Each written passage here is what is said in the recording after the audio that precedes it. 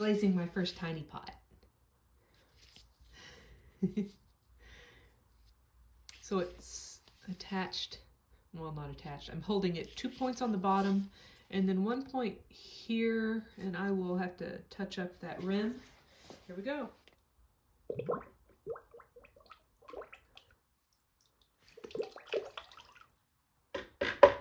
It's so cute. I'm hoping that the glaze will settle into the texture enough that the patterns will pop. If they don't, I can always use Sgraffito, just put color on the outside and then scrape the patterns away to reveal the white clay underneath, or I can try some other things like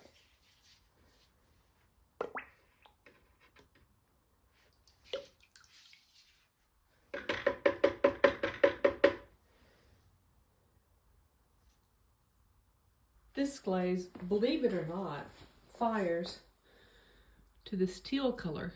Oh, you can't see it very well. It is a light teal, but it's a teal color. This is fired to cone 6. If I fire it to cone 5, it's more of a vibrant teal, but then there's crazing, little cracks in the glaze, and I'm not looking for that as a glaze effect.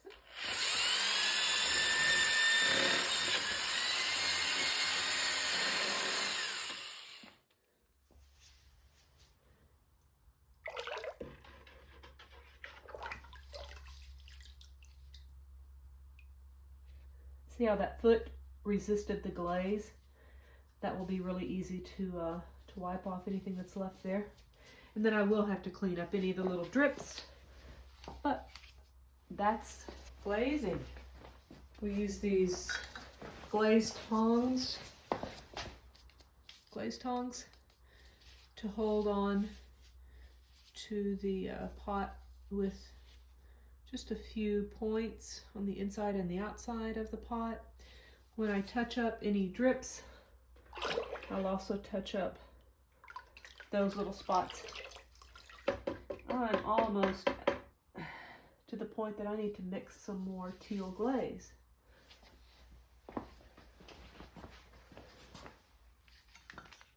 This is a piece that was glazed in the purple. You can see how it settles into texture, but it also shows any irregularities. Can you see the little lighter bit? That's probably where the glaze tongs were. So, you know, it doesn't bother me because, again, it's a handmade item.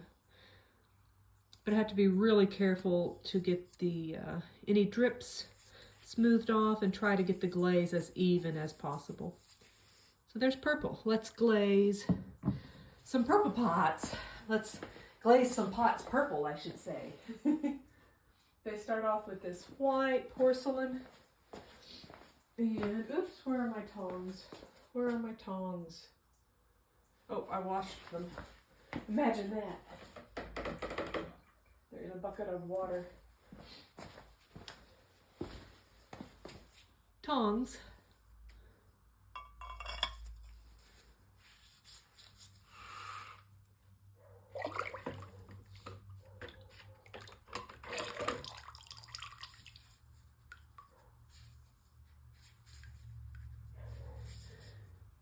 See the drip where the tong attached at the prong of the tong?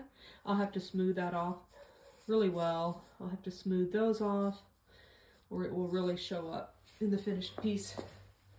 Let's do some baby pots in purple.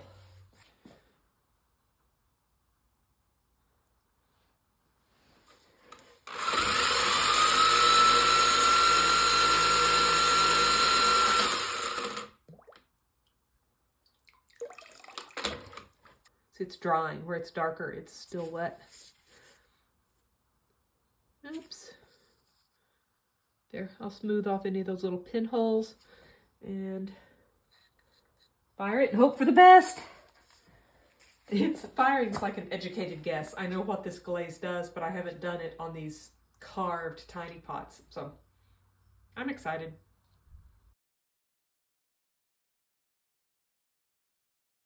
If you look really closely, you can see a few of the tiny pots in the top. So we start the kiln with the lid open. It was propped all the way up here, about that much open. And there's the red light showing that the kiln is on. This is a manual kiln. I have a computer controlled kiln over here, but it's not working at the moment. But this little even heat manual kiln that my dad got me, we saw it in the paper back when you saw things for sale in the paper. Probably in the 80s. It's I've changed the elements in it. I've fixed quite a few things with some help, and it's doing really well. Here is everything that was in that load. It was a small load. That's jewelry pieces that I need to take off the little wires, sand the rough bits, and attach them to bales today. And then all the little pots, some more mugs, one bowl. Let's see, some of the nice carved ones. The glaze has settled into the carved patterns in the tiny pots. These came out just as I had envisioned, and that's kind of rare in pottery, but I'm very pleased.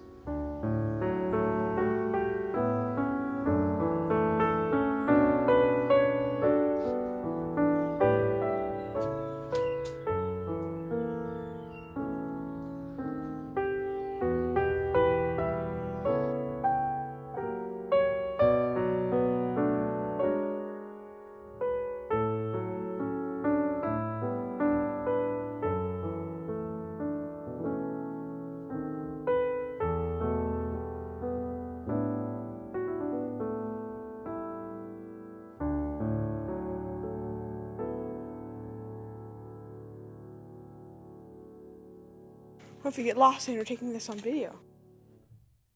If you get lost, it's going to be on video. Okay.